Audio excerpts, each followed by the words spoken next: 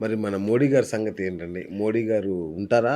ఎక్కువ కాలం ఇంకా ఉంటారా? ఏంటి ఆయన జాతకం మోడీ మరి? గారి జాతకంలో ఆయుష్స్థానం చాలా బాగుందండి. నన్ను ఆయుష్తానం ఆ! కాదండి. పదవీ కాలం నేననేది. పదవీ కాలం పూర్తి చేస్తారండి. అచ్చా! ఎందుకంటే మోదీ గారి యొక్క జాతక బలం ఆయన సంబంధించినంత వరకు ఒక రికార్డ్ సృష్టించి వెళ్తారాయన. హ్మ్. ఎందుకంటే ఇప్పుడు దాకా కూడా మన ప్రధానులు 15 ఏళ్ళు, 10 ఏళ్ళు, 15 ఏళ్ళు చేశారు. ఆయన రికార్డ్ సృష్టించి వెళ్తారు. 16 ఏళ్ళు, 17 ఏళ్ళు చేసిన రికార్డ్ కూడా ఓహో! సృష్టించగలిగిన అవకాశం ఉంది. ఎందుకంటే ఓకే. అంత యోగాన్నిచ్చే జాతకం ఎవరిదంటే మోడీ గారిది. మోడీ గారి యొక్క జాతకం బాగుంది. తర్వాత ఆ మోడీ గారు ఉన్న సిట్యుయేషన్ బట్టి మనకి ఇండియా కూడా మంచి ఉన్నతమైన స్థానానికి వెళ్ళడానికి అవకాశం కూడా కలిగి ఉండే అవకాశం ఉంది. మోడీ గారి యొక్క జాతకంలో ఉన్న గ్రహాలు కూడా మన ఇండియాకి మనకున్న పరిస్థితులకి మంచి అనుకూలమైన ఫలితాలైతే ఉన్నాయని చెప్పుకోవచ్చు. కాబట్టి మోడీ గారి జాతకం చాలా పాజిటివ్‌గా ఉంది. కానీ మరంటే ఇబ్బంది కలిగించే ఆయన సిట్యుయేషన్ లేదు. ఆయన జాతకం బావుందంటే రాహుల్ గాంధీ జాతకం బాలేనట్టేగా? బాలేనదేనే చెబుతున్నాను నేను. అవునా? బాగా లేదనే చెబుతున్నాను. అవునా? ఎందుకంటే ఆ! రాహుల్ గాంధీ గారి జాతకంలో ఉన్నత ఏదో యోగాలు జాతకం మారింది కొంచెం మంచిగా అయితాడా ఏదో అన్నారు. ఏం లేదు. అవునా? గాంధీ గారి జాతకం బాగుందనుకుంటే ఉన్న రాష్ట్రాలు కూడా కోల్పోతున్నారు. ఓకే. కాబట్టి రాజకీయంగా కాడ హ్మ్. రాహుల్ గాంధీ గారి యొక్క జాతకం మసకబారుతుంది అని చెప్తాను నేను. ఇంకా. బాగా మసకబారుతుంది. హ్మ్. ఆయనకు బదులుగా ప్రియాంక గాంధీ గారు అలాలు ఇస్తూ ఉండే అవకాశాలు అయితే కనపడుతున్నాయి. అచ్చచ్చచ్చ! ఎందుకంటే ఆమెకి యోగాలు కొంత కనపడుతున్నాయి. ఓహో! రాహుల్ గాంధీ గారికి మాత్రం తక్కువ ఉండే అవకాశాలు ఉన్నాయి. కానీ ఆయన జాతక ప్రకారం అయితే పీఎం అయ్యే అవకాశాలు అయితే ఆయనకి జాతకంలో కనపడడం లేదండి. అది అవునా? కూడా మనం చెప్పొచ్చు. ఎందుకంటే ఓకే. ఆయన జాతకంలో పీఎం అయ్యే అవకాశాలు అయితే కనపడలేదు. ప్రియాంక గాంధీ గారికి మాత్రం కొంత అవకాశాలు అయితే ఉన్నాయి. కానీ ఇప్పుడు మనం అది ఇప్పుడు చెప్పుకునే విషయం కాదు కాబట్టి మనం మాట్లాడలేదు. కానీ రాహుల్ గాంధీ గారి జాతకంలో అయితే కొంత యోగాలైతే లేవు అని చెప్తాను నేను. ఓహ్! యోగాలైతే లేవు. ఓకే. ఓకే. ప్రియాంక గాంధీ గారికైతే కనపడుతున్నాయి. సూపర్. సూపర్. ఫ్యూచర్‌లో ఇప్పుడైతే లేదు కానీ అదేలెండి. కొంత అవకాశాలైతే ఆమెకి జాతకంలో అవకాశం ఉన్నత ఉంది. యోగాలైతే బాగా కనపడతాయని చెప్పుకోవచ్చు. ఇంకా సామాన్య జనంలోకి అంటే మాలాంటి వాళ్ళ దగ్గరికి వద్దాం ఇక. Okay sir. సో ఏంటి సార్ హైదరాబాద్‌లో క్షుద్ర పూజలు పెరిగాయని విన్నాను నేను. నిజమేనా ఈ మధ్య కాలంలో? అవునండి. మీరు చెప్పినట్టు క్షుద్ర పూజలు ఒకటి, ఇంకొక వ్యక్తి నాశనం చేయాలన్న ఫీలింగ్ ఒకటి మనుషులకి ఎక్కువైపోయింది. ఇప్పుడు నేనున్నానంటే నాకు నేను బాగుపరుచుకోవాలనే విధానం కన్నా కూడా నేను అవతల వ్యక్తిని నాశనం చేయాలన్న విధానం అనేది ఇప్పుడు బాగా మొదలవుతుంది. అవునా? అదొక ఆ ట్రెండ్ మొదలవుతుంది. ఆ ట్రెండ్ అనేది కరెక్ట్ కాదనేది నా ఉద్దేశం. అవును. కరెక్ట్ కాదు కూడా. హ్మ్. ఇక్కడ కొంతమంది చేస్తున్నారు. చేయడాన్ని కాదు. ఇది చేసుకోకపోతే నీకేదో జరుగుతుంది. ఇలా ఉంటే నేను ఇలా పడేస్తాను అనే సిట్యుయేషన్‌లో క్షుద్ర పూజలు కొన్ని కార్యక్రమాలు చేస్తున్నారని మీరు గూడా చేస్తారా? నేను క్షుద్ర పూజలు చేయనండి. ఓకే. క్షుద్ర పూజ అనేది నేను చేయను. ఓకే. క్షుద్ర పూజలు చేయను. ఉపయోగపడేది. ఒక వ్యక్తి యొక్క అనారోగ్య పరిస్థితులు వచ్చారు నా దగ్గరికి.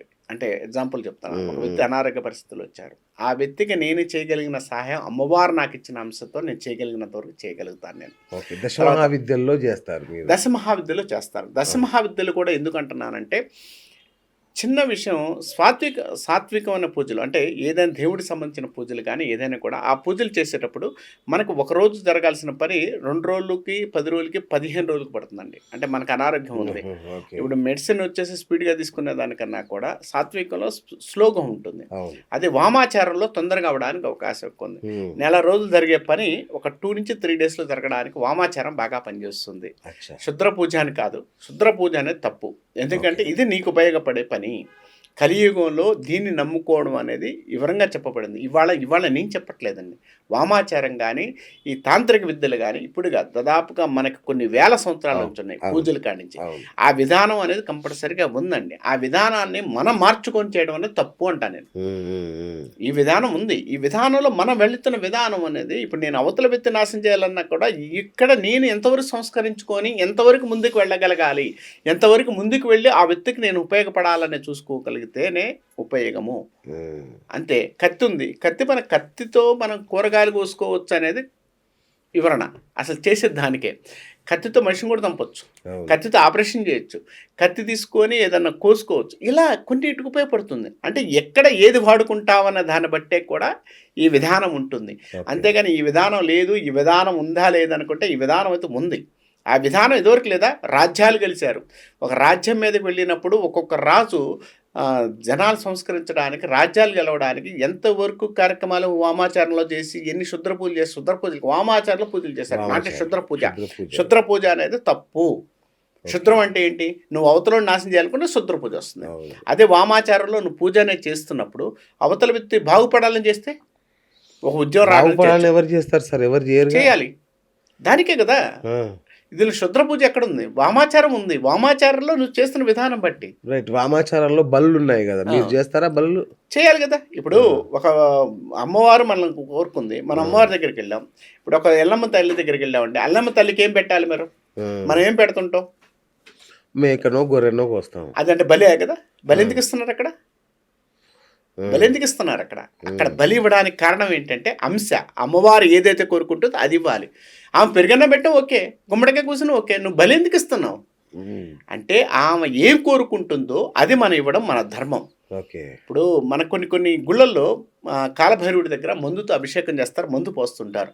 అంటే మందు తాగడం తప్పు కదా, అదే నైవేద్యంగా ఇస్తున్నారు. అది తప్పు కదా? తప్పు కాదు అది, తప్పు కాదు అది. నైవేద్యంగా అక్కడ దేవుడు ఏ రూపంలో ఉన్నాడో ఆయన యొక్క రూపం బట్టి మన కార్యక్రమాలు ఏర్పడుతుంటాయి. ఇప్పుడు మన కార్యక్రమాలు ఇప్పుడు మేము ఉన్నామంటే నేను సాత్వికం తింటానంటే నాకు సాత్వికంలో ఏది ఫుడ్ తింటే ప్రోటీన్ వస్తుందో ఆ ప్రోటీన్ తినగలుగుతాను. మీకు ఏ ఫుడ్ తింటే బాగా ఇంట్రెస్ట్ ప్రోటీన్ వస్తుందో అది తింటుంటారు. అలానే దేవతలు కూడా ఆ యొక్క విధానం బట్టి వెళ్తుంటారు. ఒక్కొక్క దేవత ఇప్పుడు సాత్వికంలో వచ్చేసరికి దేవతలు ఎక్కడా కూడా యుద్ధం చేయలే, వామాచారంలో యుద్ధం చేశారు. ఒక రాక్షసుని చంపాలి, నేను రాక్షసుడిగా తయారవ్వాలి కదా. నేను సాత్వికంగా ఉండిపోయి కొడతానంటే వాడు కొట్టే దెబ్బకి నేను తట్టుకోలేను. ఇక్కడ కూడా అంతేనండి. ఈ విధానం అనేది ఉంది. ఈ విధానంలో మనం చూసే విధానంలో తప్పు ఉంది అంటా నేను. ఆ తప్పు కాదు, ఇలా వెళ్ళండి. ఇలా వెళితే మీరు అనుకున్న కోరికలు, మీరు అనుకున్న నిజమవుతాయి, మీరు అనుకున్న యోగాలు కూడా వస్తాయి. అంతేగాని యోగాలు రానప్పుడు, ఆ విధానం లేనప్పుడు మీరు చేస్తున్న తప్పే అంటా నేను. బలులు కాదు ఇక్కడ. అమ్మవారికి నైవేద్యం సమర్పించాం, నాటే బలి అనేది తప్పు. నైవేద్యం ఇచ్చాం. నీకు ఏది ఇష్టమో అది పెట్టడం అనేది నా ధర్మం. నేను అది పెట్టానంటే కరెక్ట్ కాదు కదా. కాబట్టి ఇది బలి కాదు, నైవేద్యంగా ఇస్తున్నాం. నైవేద్యంగా ఇచ్చేదాన్ని నైవేద్యంగానే భావించాలి మనం. దాన్ని బలిస్తున్నా అంటే బలి అనేది తప్పు వస్తుంది అక్కడ. మీరు ఏ అమ్మవారిని కొలుస్తారు? నేను అమ్మవారు వచ్చి బాలాత్రిపుర సుందరం కలుస్తాను, బగలాముఖిని కలుస్తాను, దశమహావతారాల్లో అన్ని కొలుస్తుంటాను. అమ్మవారి రూపాలు ఏది కూడా నాకు ఇష్టమే, ఎందుకంటే అమ్మవారే కదా. కాబట్టి ఆ విధానాలు అన్ని కూడా నేను కొలుస్తాను, అన్ని చేస్తాను కూడా ఆ విధానంలో. అంటే బాలత్రిపుర సుందరి గారిని కొలిస్తే ఏమొస్తుంది అంటే దేనికోసం? శత్రునాశనమా?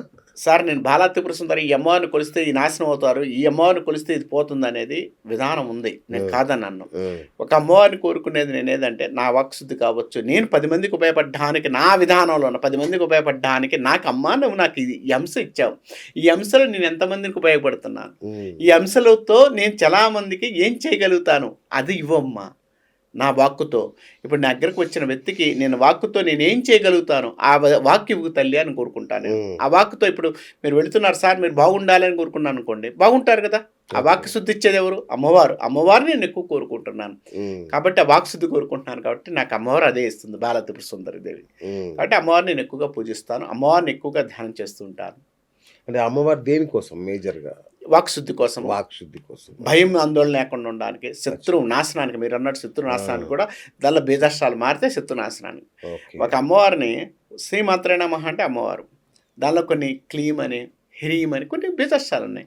ఒక బీజాష్ట్రాన్ని మార్చి వెళ్తే అమ్మవారు ఏ రకంగా కనపడుతుందండి మనకి. సార్ నమస్తే సార్ అన్నాను, విజయసార్ గారు నమస్తే సార్ అన్నాను. సార్ నమస్తే సార్ అన్నప్పుడు మీరు నాకు నమస్తే అండి గురుగారు బాగున్నారా అన్నారు. ఏం సార్ నమస్తే సార్ అంటే అక్కడ బీజాష్టం కూడా అంతేనండి.